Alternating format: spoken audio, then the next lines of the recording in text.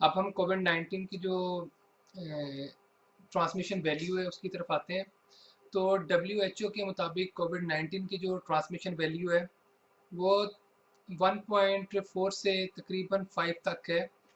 और जो इसकी औसतन जो इसकी रेशो है वो तकरीबन, क्योंकि इसका इलाके के हिसाब से भी चेंज हो जाता है, वहाँ की आबादी, वहाँ के रहन सहन, वहाँ के अफराद की उम्र क्या है, वहाँ उनका मिलना जुलना कैसा है, इस हिसाब से ये काफ़ी ज़्यादा चेंज हो जाता है।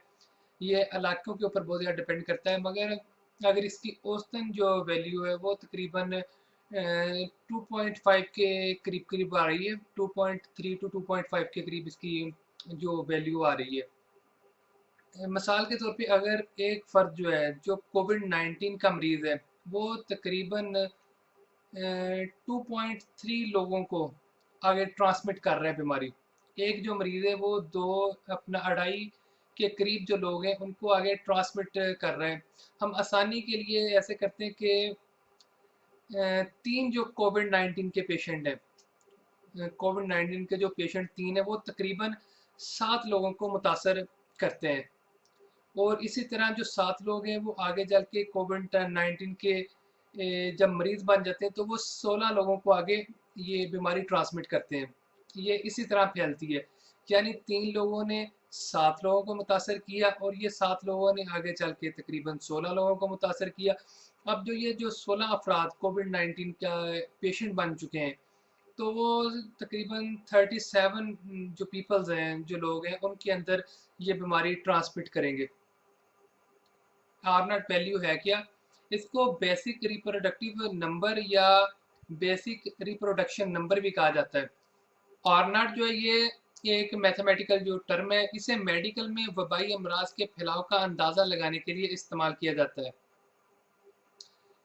अगर आर नॉट की जो वैल्यू है एक से कम है, मसलन एक फ़र्द बीमार हुआ है और वो अपने से आगे एक ख़ास मुद्दत और ख़ास हालात में एक से कम अफराद को मुतासर कर रहा है, तो वो मर्ज़ जो है, जो वो डिज़ीज़ है, वो खुद ब खुद ख़त्म हो जाएगी। और अगर इसी तरह आर नॉट की जो वैल्यू है वो एक है, यानी एक फ़र्द को आगे मुतासर कर रहा है, तो ये बीमारी चलती रहेगी, मगर ये वबाई मर्ज़ की सूरत हाल इख्तियार नहीं करेगी। यानी अगर इसकी आर नॉट वैल्यू जो है 1 है, तो एक शख्स को आगे वो मरीज़ करेगा, इससे ज़्यादा को नहीं। तो ये वबाई जो अमराज है उसमें नहीं आएगी। ये सिंपल एक से एक फ़र्द को फैलती रहेगी, ये ख़त्म नहीं होगी, मगर ये फैलेगी भी नहीं, यानी एक से एक फ़र्द ही आगे बीमार होगा। और अगर इसकी जो आर नॉट की वैल्यू है एक से ज़्यादा है, मोर देन वन है, यानी एक जो शख्स है, जो पेशेंट है, वो अपने से दो अफराद हैं उनको बीमार कर रहा है, दो से ज़्यादा को कर रहा है, तीन को कर रहा है, या एनी वन कोई भी नंबर है उसको कर रहा है, तो वो उतनी ज़्यादा तेज़ी से ग्रो करेगी, उतनी ज़्यादा तेज़ी से फैलती रहेगी।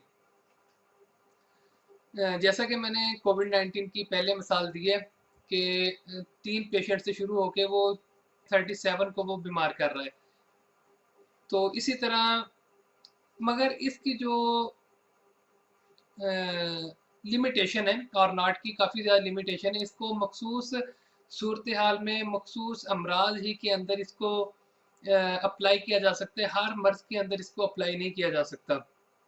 आर नाट के लिए ये लाजमी है कि जो बीमारी वबाई सूरत हाल इख्तियार कर रही है वो हर शख्स को मुतासर करने की सलाहियत रखती हो, वो उम्र के किसी भी हिस्से में हो, वो किसी भी डिज़ीज़ के अंदर मुब्तला हो, मगर ये उसे अपनी लपेट में लेने की सलाहियत रखती हो। एक तो ये बात लाजमी है, और दूसरा ये है कि उस बीमारी के खिलाफ कोई भी शख्स, कोई भी फ़र्द जो है वो वैक्सीनेटेड ना हो, उसको वैक्सीन ना लगी हो, यानी उससे पहले उस बीमारी की वैक्सीन मौजूद ना हो, और ना उससे पहले ये बीमारी कभी किसी और को हुई हो, ये भी लाजमी है। यानी एक तो ये हो गया कि वो आबादी जो है उसके अंदर हर एक को लगने के लिए पूरी उसके अंदर कैपेसिटी मौजूद हो, वो किसी भी फ़र्द को, किसी भी उम्र के फ़र्द को मुतासर कर सकती हो। नंबर एक। नंबर दो पे आ जाते हैं कि उससे कोई वैक्सीनेटेड ना हो, उसके कोई किसी ने वैक्सीन ना करवाई हो। नंबर तीन पे फिर आ जाएगा कि इससे पहले ये बीमारी कभी किसी को मुतासर ना किया हो, कभी किसी को लगी ना हो। और जो चौथे नंबर पे है कि इसको कंट्रोल करने का कोई तरीका ना हो। तो जब ये चार चीज़ें मिलेंगी तो फिर वो जो आर नॉट की वैल्यू है उसको अप्लाई कर सकते हैं। तो इसके बाद हम आते हैं जो हाई रिस्क पेशेंट है, जो इस बीमारी से बहुत ज़्यादा मुतासर हो सकते हैं उन अफराद की तरफ। उसमें जो सबसे पहले वो है जिनकी एज 60 साल से ज़्यादा है, वो डायबिटिक जो पेशेंट हैं वो आ जाएंगे, हाइपरटेंशन के पेशेंट, इसके साथ साथ अगर किसी का ट्रांसप्लांटेशन हुई है, मिसाल के तौर पे किसी की किडनी ट्रांसप्लांट हुई है या उसका लीवर ट्रांसप्लांट हुआ है, तो ऐसे पेशेंट को भी इंतहाई ज़्यादा एहतियात की ज़रूरत है। या इसके साथ वो एड्स या इस जैसी जो दूसरी बीमारियां हैं, ये ऐसे पेशेंट जो किसी भी बीमारी की वजह से स्टीरॉइड का इस्तेमाल कर रहे हो। इसके अलावा कैंसर के पेशेंट्स, कोई भी शख्स, आदमी या औरत, कोई भी अगर उसकी उम्र चाहे वो 20 साल 25 साल या 30 साल का ही हो, मगर इसके साथ जो ऊपर मैंने बयान किए, डायबिटिक वो पेशेंट है, जिगर का कोई सवियर जो आर्जा है उसके अंदर वो मुब्तला है, या वो रीनल फेलियर में है, या उसके ट्रांसप्लांटेशन हुई है, इस तरह की किसी भी वो अगर मर्ज में मुब्तला है, अगर वो कोविड-19 में मुब्तला हो गया तो उसका सरवाइव करना, उसका बचना बहुत ज़्यादा मुश्किल हो जाएगा। अब हम चलते हैं इसकी जो पॉसिबल कॉम्प्लिकेशंस हैं उनकी तरफ। जो कोविड-19 की मोस्ट सीरियस कॉम्प्लिकेशन है वो एक खास किस्म का नमूनिया है जिसे 2019 नोवल कोरोना वायरस इन्फेक्टेड नमूनिया या NCIP भी कहते हैं, acute respiratory distress syndrome ARDS, irregular heart rate, sepsis, multi organ failure, severe muscle pain, fatigue, heart attack और acute pulmonary embolism।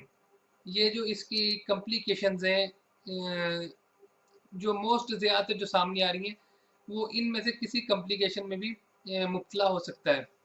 अब हम इसके फर्टिलिटी रेट की तरफ आते हैं। तो जो आपके सामने एक ग्राफिक चार्ट आ रहा है, यहाँ हम देखें तो पता चलता है कि जिन लोगों की कोविड-19 की वजह से मौत हुई हैं, उनमें से जो टोटल में से 10.5% वो लोग हैं जो कार्डियोवास्कुलर डिजीज़ में मुब्तला थे, और उसके बाद 7.3% वो लोग हैं जो डायबिटीज़ में मुब्तला थे, और आखिर में वो अफराद हैं जो पहले किसी बीमारी में मुब्तला नहीं थे। यानी ऐसे अफराद जो पहले किसी बीमारी में मुब्तला नहीं थे और वो कोविड-19 में मुब्तला हो गए, तो उनका जो वैल्यू है वो सिर्फ 0.9% है, यानी 100 में से एक से भी कम मरीज।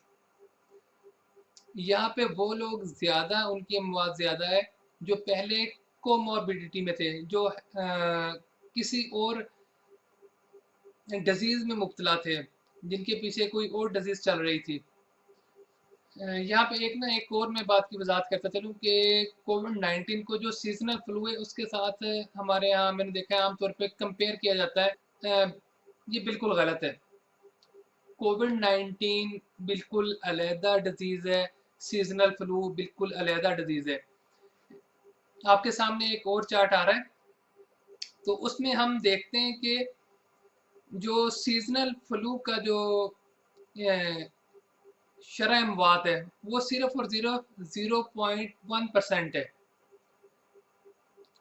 देखिए सिर्फ 0.1% है, और जबकि कोविड-19 में से हर 100 में से तकरीबन 3.5% लोग मर रहे हैं।